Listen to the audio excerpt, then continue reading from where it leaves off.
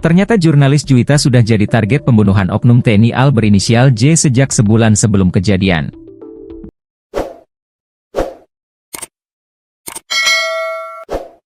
Bahkan oknum TNI AL tersebut sudah merancang pembunuhan jurnalis media online asal Banjarbaru, Kalimantan Selatan itu. Rencana sadis oknum TNI AL ini PU dirancang sejak sebulan sebelum jurnalis Juwita ditemukan meninggal di tepi jalan. Jumran, oknum TNI AL berpangkat Kelasi 1 tersebut nekat merencanakan pembunuhan hanya karena tak ingin nikah dengan jurnalis Juwita. Padahal korban dan pelaku sudah merencanakan pernikahan yang akan digelar setelah Hari Raya Idul Fitri 2025. Lantaran tidak mau bertanggung jawab itulah yang menjadi motif Jumran menghabisi nyawa kekasihnya tersebut.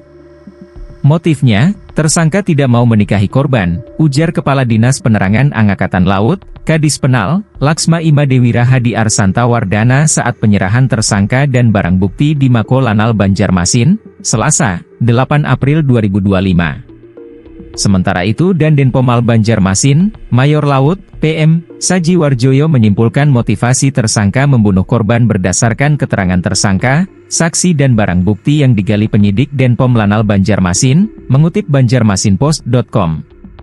Dari keterangan tersangka dan dikaitkan dengan keterangan saksi dan barang bukti yang ada, maka dugaan motivasi tersangka menghilangkan nyawa korban adalah tersangka tidak mau bertanggung jawab menikahi korban, ujarnya. Jumran, anggota TNI AL berpangkat Kelasi 1, disebut telah membunuh Juwita, wartawati di Banjarbaru, Kalimantan Selatan, Kalsel, secara terencana dan sadis. Kesadisan Jumran tak hanya itu, usai Juwita ditemukan tewas, Jumran dan keluarganya bahkan masih sempat memberikan uang belasungkawa ke keluarga korban.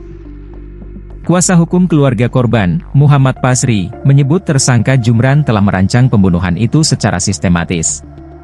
Lewat proses rekonstruksi sebelumnya, menguatkan dugaan pembunuhan dilakukan secara sadar, terencana, dan rapi. Bahkan rencana sadis itu dirancang sejak lebih dari sebulan sebelum kejadian.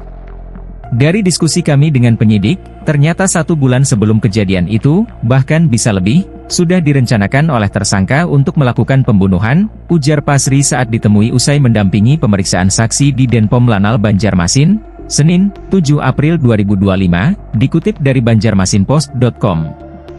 Beberapa tindakan mencurigakan tersangka termasuk penggunaan sarung tangan, pembelian air untuk menghilangkan sidik jari, hingga penempatan jenazah korban seolah-olah mengalami kecelakaan. Ini jelas bukan pembunuhan spontan. Ancaman hukumannya adalah hukuman mati. Bahkan menurut kami, perlu diperberat, tegasnya.